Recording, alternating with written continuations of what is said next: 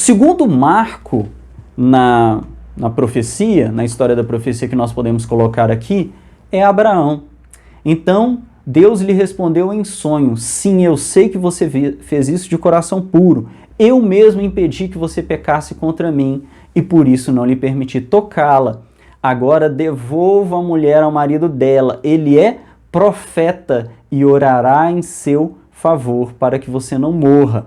Mas se você não a devolver, esteja certo de que você e todos os seus morrerão. Então esse texto aqui foi naquele contexto que Abraão chega em determinado local e ele omite o fato de que Sara é a sua mulher e aquele governante acaba tomando Sara, porque era uma mulher formosa, toma Sara para si e ele não consuma nada, porque Deus não permitiu, e Deus fala para ele, ó, esse homem é profeta e ela é esposa dele. Então, esse termo que é usado aqui, que Deus usa para Abraão, ele é o termo Navi.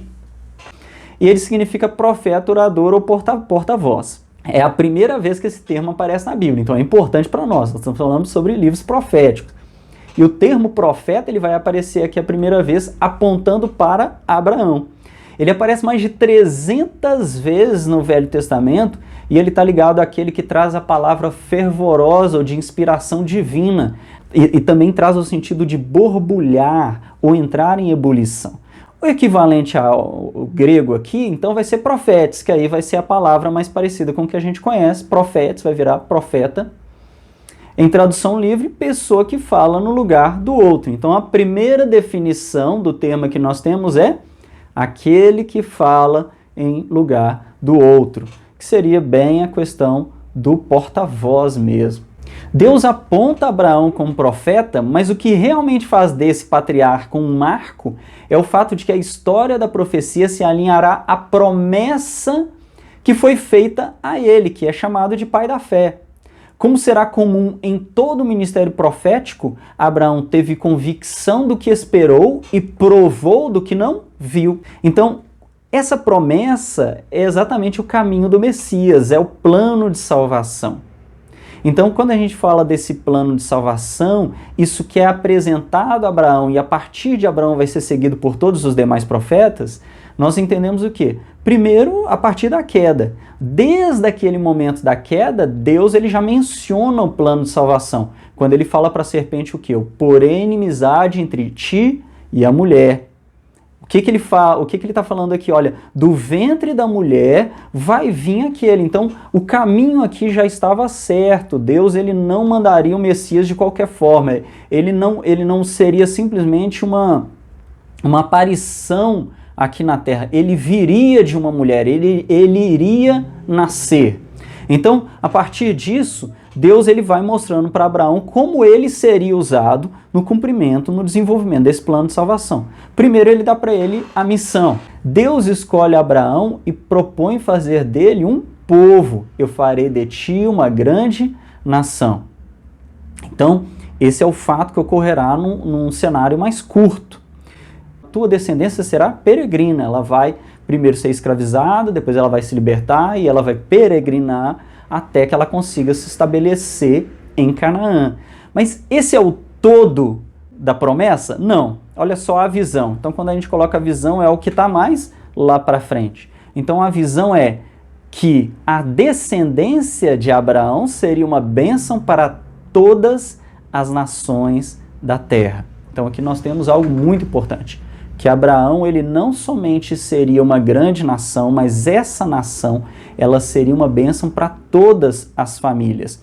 O projeto final ele vai ser muito, ele vai ser mais esclarecido a partir de Jacó, de Israel, quando Deus fala para Jacó que por meio de ti, da sua descendência, serão benditas todas as famílias da terra. E aí fica claro de quem Abraão realmente seria pai, porque quando a gente caminha aqui para os textos da Nova Aliança, Paulo vai esclarecer isso, que Abraão ele era pai de todos os que creem, porque a partir da promessa, o conceito de promessa seria algo a ser carregado pelos profetas e transmitido para a igreja. Então ele fala o seguinte, nem por serem descendentes de Abraão são todos seus filhos, mas em Isaac será chamada a sua descendência, ou seja, do filho da promessa. Então ele termina dizendo aqui, sabei, pois, que os da fé é que são filhos de Abraão. Então olha só a importância de Abraão para o entendimento do que seriam todas as profecias messiânicas para frente. Ele não está falando simplesmente de um Messias que viria para libertar Israel, mas de um Messias que viria para libertar a humanidade, todos os que creem, todos aqueles que creem na promessa. Então isso é muito poderoso. Por isso que Israel não entendeu as profecias de uma forma plena. Eles não entenderam o conceito de Messias de uma forma plena, porque eles não entenderam que a promessa não tinha sido feita simplesmente para uma nação, mas para todas as famílias da terra. Então, a partir de Abraão, nós temos uma mudança grande nisso. E isso vai nos levar, então, para o terceiro marco da profecia, que é Moisés. Então, além de seu ministério profético único, Moisés é um marco ministerial mais importante da profecia, já que a partir dele os dois tipos de mediadores eles são regulamentados. Aliás, Moisés ele vai falar, quando a gente fala de Moisés, a gente fala de regulamentação, nós falamos de lei. O texto bíblico de Números 12, 5 diz o seguinte: ouçam as minhas palavras.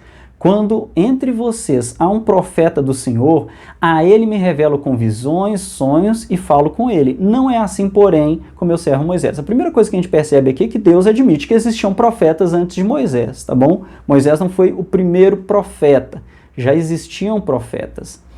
Mas Moisés ele vai ser um diferencial, e o próprio Senhor vai falar, não é assim, porém, com meu servo Moisés, ou seja, não é só com visões ou sonhos, tal. Ele vai falar, ó, que é fiel em toda a minha casa. Com ele eu falo face a face, claramente, e não por enigmas, e ele vê a forma do Senhor.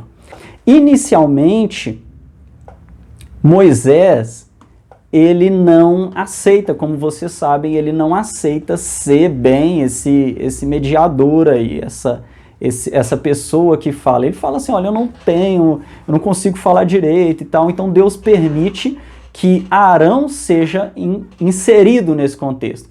Então, uma vez que Moisés se recusou a falar, Arão então foi designado para se tornar porta-voz de Moisés. Então, Arão aqui, ele vai ser a figura do profeta de Moisés. O que é profeta? Porta-voz. Então, Arão vai ser o porta-voz. Isso continua dessa forma? Não. Ao ganhar confiança, Moisés se distancia dessa dependência. E o seu papel de profeta autônomo é consolidado e reconhecido pelo povo. Em Deuteronômio 5:27, o povo vai dizer exatamente isso. O povo vai falar com Moisés, ó, chega você e ouve tudo que o Senhor Deus tem para falar. E aí você diz tudo para nós. O que ele disser. E aí a gente vai ouvir vocês e nós vamos cumprir exatamente o que Deus falou através de vocês. Então a gente está percebendo aqui a mediação, ó. O povo não chega diante de Deus, o povo não sobe o monte, o povo não se aproxima de Deus. Quem chega diante de Deus é a figura do profeta, a figura de Moisés. E a Bíblia ainda diz que em Israel nunca mais se levantou profeta como Moisés, a quem o Senhor conheceu face a face. Essa forma de ver, de mediação, ela foi aceita pelo povo e ela vai ser passada agora para os juízes. A gente percebe que o povo ele olha para Josué e ele fala o que com Josué? Como em tudo ouvimos a Moisés, assim te ouviremos a ti.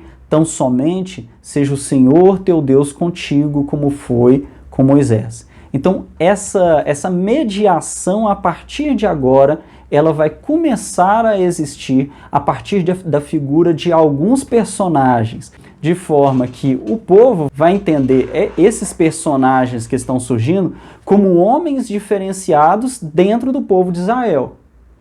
Aí fica muito claro quem são as pessoas. E essas pessoas elas começam a ganhar alguns substantivos, alguns nomes, alguns termos.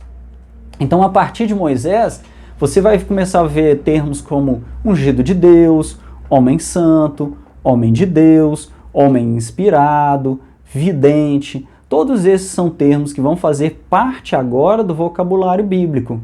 A Bíblia ela vai se referia a esses profetas de uma forma específica. Ou seja, é sobre esse daqui, você lembra que Moisés, a gente acabou de ler um texto um pouquinho atrás, onde Moisés fala assim: quem dera o Espírito do Senhor estivesse sobre todo o povo. Ou seja, o Espírito do Senhor não estava sobre todo o povo, ele estava sobre algumas pessoas, e essas pessoas, elas acabavam ali fazendo essa mediação de comunicação entre Deus e o homem. Cabe aqui também enfatizar o termo rosé, vidente, já que a vidência ou previsão era importantíssima para garantir a autenticidade do profeta. Por quê? Porque só Deus sabe o futuro. Então, quando ele traz algo do futuro, não é simplesmente para dar spoiler, né? É porque a partir dessas previsões futurísticas, Deus ele mostra que aquele que ele enviou é uma pessoa que é digna de confiança, que nós podemos ouvir ele e que essas pessoas realmente são enviadas de Deus, são homens ungidos de Deus.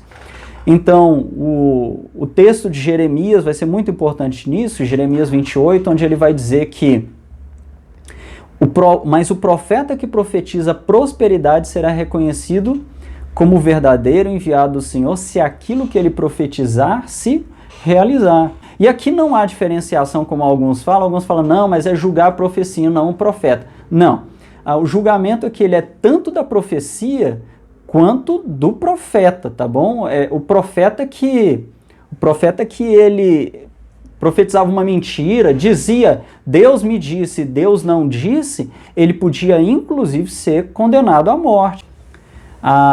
Através do modelo mosaico, nós compreendemos que profeta de Deus é aquele que transmite exatamente a palavra de Deus.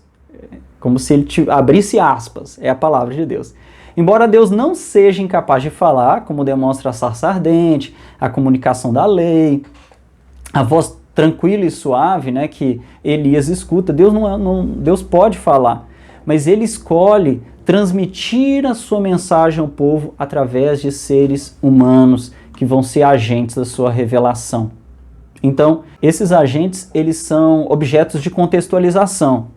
Então, a partir de Moisés aqui, e a primeira coisa que ele vai regulamentar, que ele vai mostrar ele vai deixar muito claro, é como funciona a unção na velha aliança. Unção é o derramar do Espírito Santo para o cumprimento da vontade de Deus. E aqui Deus ele começa a delimitar, a mostrar que o Espírito Santo iria ser derramado sobre duas figuras a princípio, tá bom? A princípio, duas figuras. Então, essa mediação, ela começa a funcionar como? Primeiro, a mediação de expiação.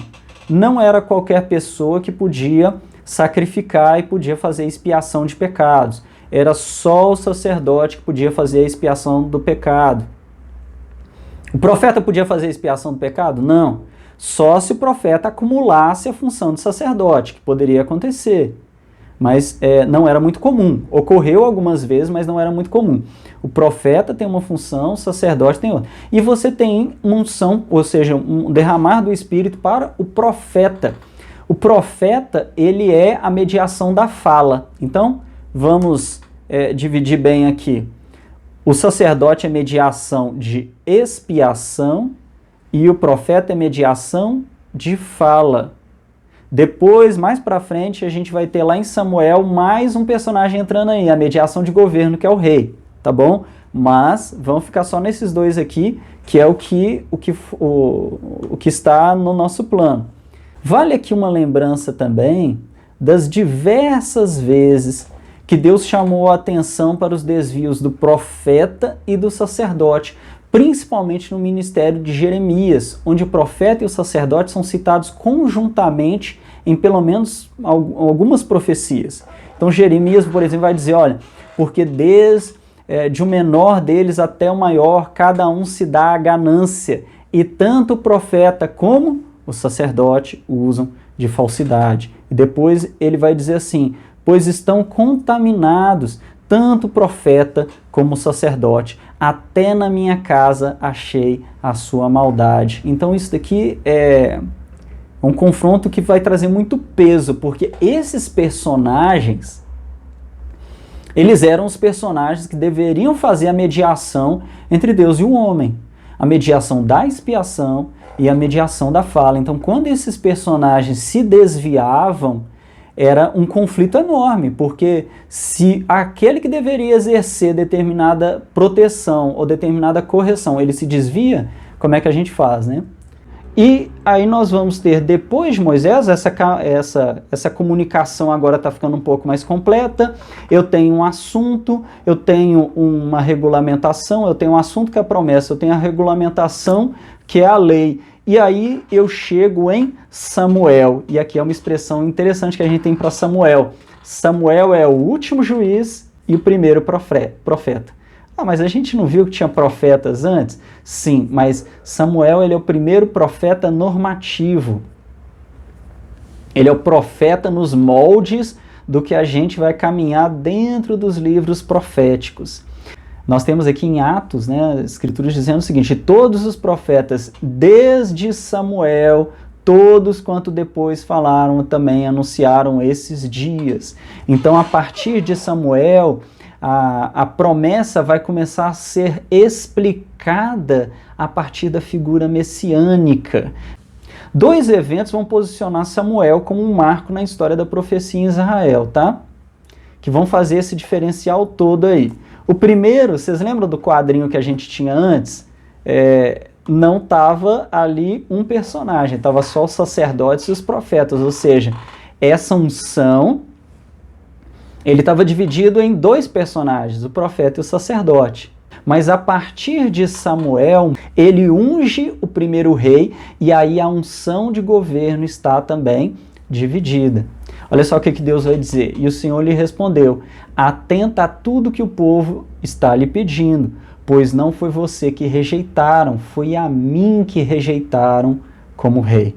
Então a gente vai entender que o governo de Deus, ele passa a ser transmitido pela figura do rei. E aí a gente tem o quadro completo, tá bom? De unção, deixa eu voltar lá, o quadro completo que vai ficar até o final da Velha Aliança. O segundo evento importante que vai posicionar Samuel como um marco na história da profecia é a escola, a instituição das escolas de profetas. É o início ou a consolidação das escolas proféticas ou o ofício profético. Mas nós temos alguns textos interessantes, como 1 Samuel 10:10, que fala do encontro de Saul com os filhos dos profetas, com aqueles profetas ali, tem até aquela expressão que eles usam: olha, Saul está entre os profetas. Então nós entendemos que, a partir de Ramá, nós temos a criação de ordens, que seriam centros da vida religiosa e do estudo das profecias anteriores e dos feitos de Deus na história de Israel. Começa também a surgir o termo, que vai ser cada vez vai aparecer mais, os filhos dos profetas, que vai aparecer lá em Reis, muitas vezes vai aparecer em Jeremias. Então acredita-se que esses grupos de pessoas com interesses proféticos desempenhavam um papel no registro dos oráculos pronunciados pelos profetas e cuidavam da preservação dos livros que levavam seus nomes.